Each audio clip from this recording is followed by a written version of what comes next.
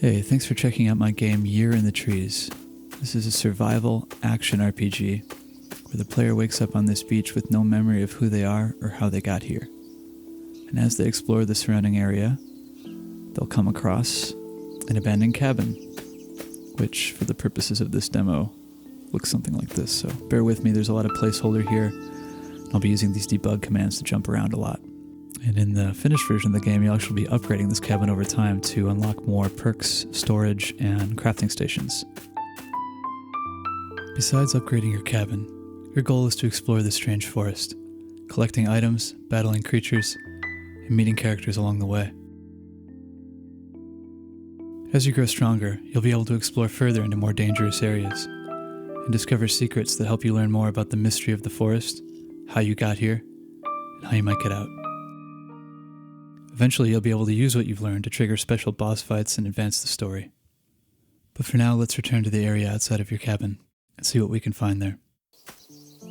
The environments in this game are generated using handcrafted room templates. And while this demo only has 2 rooms, you can imagine what it's going to be like once there's more. And normally here we would need to craft an axe first, but I'm just going to spawn one in so I can chop down this tree.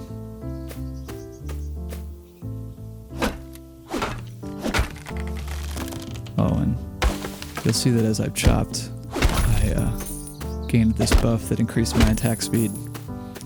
It's going to help me fight these slimes and earn some gold. Oh, and I'm getting hungry too. Sorry, buddy. But if we kill this bear, oh, gruesome, we can get some raw meat. So we're just going to eat this straight up. And you'll notice here that I'm gaining strength nutrients. So in this game, eating food fills up your satiation, keeps you full. But it also increases your nutrients, which, as you'll see here, permanently improves your stats. Okay, yeah, so we've been gathering some ingredients for a while here, and it looks like my fatigue is getting pretty high, so we need to head home to rest. Let's go back to the cabin. Let's see what I can craft here. Pickaxe. Okay, I think we have the materials for this. This will help us. See, a stick and 2 flint. Oh, nice. And we just discovered the recipe for a tinderbox. We'll make 1 more of these for good measure. So the more you craft, the more recipes you discover. And there's a conveniently placed NPC right here. So we'll sell her our pickaxe when we move this window here. And see what she has for sale. Some carrot seeds, some fertilizer. Oh, and I want this sack too, but I don't have enough money. Oh, my fatigue is getting quite high too. Normally we might go to sleep to reduce our fatigue. The game's kind of warning me that we're about to pass out, but I can take a drink from this well. And that'll buy us a little bit more time here to do some gardening. Alright, so we're tilling the soil here. And let's plant our seeds. Oh, I forgot the water bucket. Okay, I'm back. I have the water bucket. Just doing a little midnight gardening here before we turn in for the night.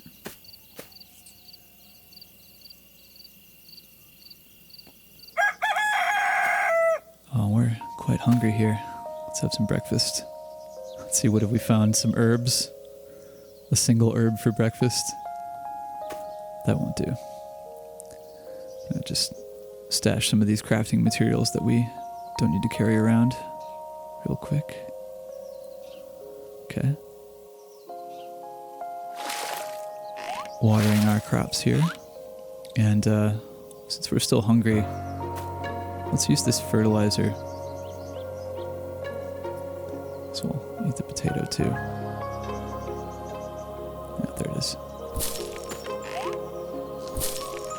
So this will help us grow our carrots a lot faster.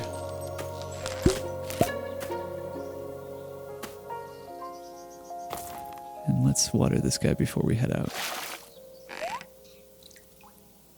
And I think let's fill up our bucket too, you never know. when you might need that. Oh, and of course, it starts raining just after we've watered the crops. And now that we have this pickaxe, we can finally mine some of these minerals we've been seeing around. That'll help us upgrade our tools and weapons. So we can kill some of these bears. Oh, it's really starting to rain. Oh. This guy's all tanky. Oh! Come on. Damn. Where were those crits earlier? Oh. I gotta watch out here. My durability's getting pretty low. Switch to the axe. Oh, that's gonna break too. Alright, we'll punch him. Alright, I just spawned in some more advanced weapons and armor. So let's equip these. You can see my outfit changing as I put them on. Okay, this is a lot of guys here. Should I? Alright, let's do it. Oh no.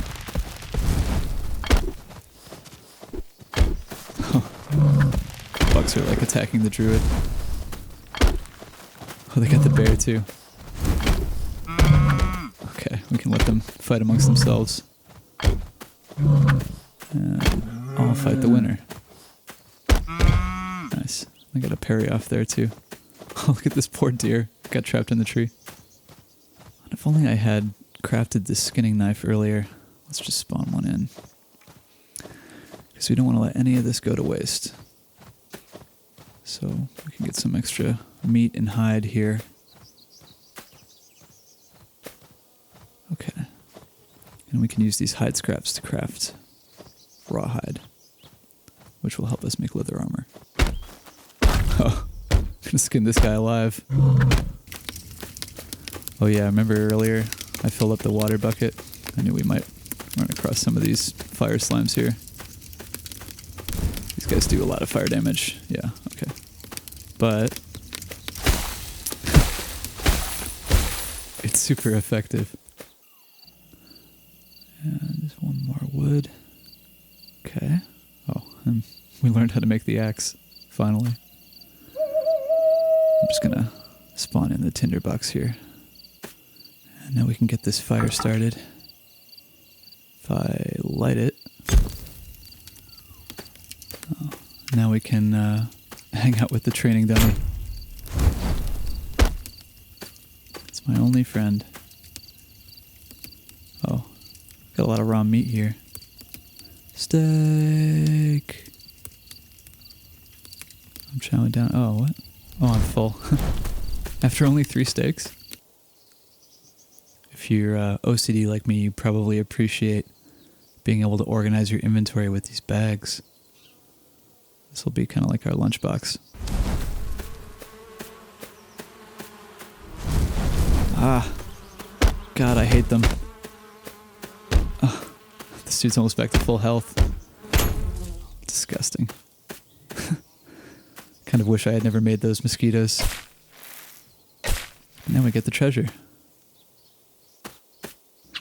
Of course, you knew there had to be fishing. You can see how this works. You cast your line, and if you can land the fishing bob in just the right spot and wait for a nibble, then you can reel in an item. The fishing pole can also be used to pick items up off the ground if you can skill shot it. Not bad. Yeah, so you can use the shield to block and parry. Let me see. Sometimes you can get a backstab. Oh, like that. Oh, I died.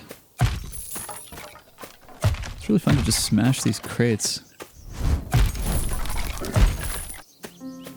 I have 4 environments planned for the game in total, 1 for each season. So this is the part of the forest where it's always fall. There's a lot of ancient ruins around to explore. This is another art test from the autumn environment. You can see that even in a top-down game like this, you can use these sorts of parallax tricks to really add a lot of depth. And of course, to the north we have the winter environment, which is a lot of mountains and snow. Actually, this one looks better at night. I'm gonna turn the player off here so you can see the aurora.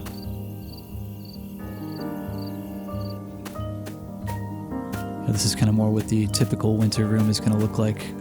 Just run over here and we can go in this cave. And another art test now from the southern summer environment, which is a swamp. Got a witch's cabin here. Very spooky. And you can see the lighting simulation there, so players can carry around a light source at night. And here you can see a little bit more of the swamp environment. There's plenty more to show, but you can already see that most of the core systems and pipelines have been established. And I've even sketched in some of the breadth of the game. So from here it's just a matter of adding more enemies, more items, more rooms, NPCs, and so on. And hopefully from what you've seen, you've gotten a good sense of what it would be like to play the game once there's more of all that stuff. So thanks for watching, and until next time.